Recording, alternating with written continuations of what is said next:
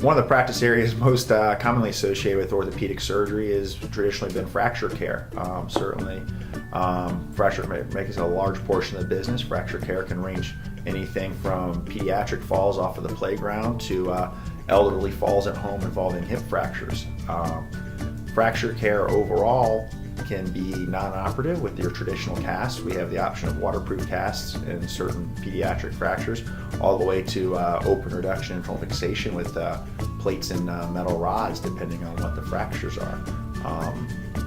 Most people are rightly concerned about fractures. It's one of the critical areas of orthopedics to restore function, particularly joint range of motion, and keeping you active beyond the fracture period.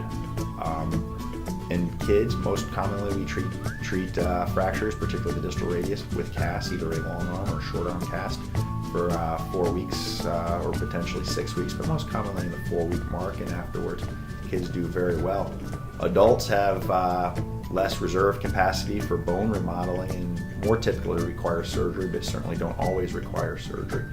Sometimes that surgery is a major involved surgery, whereas we meet in the emergency room rather than the office, but there's a fair amount of ambulatory fracture care as well, such as the ankle, the wrist, and fractures about the hand and shoulder. Most people often are referred to an orthopedic office, but don't always think of an orthopedic office right off the bat as a place to seek fracture care.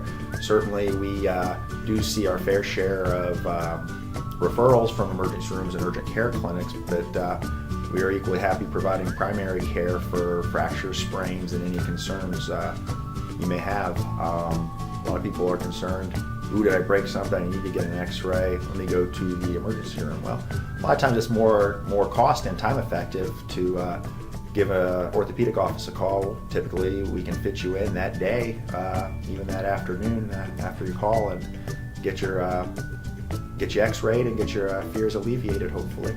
And if not, if it is broken, we can take care of that as well.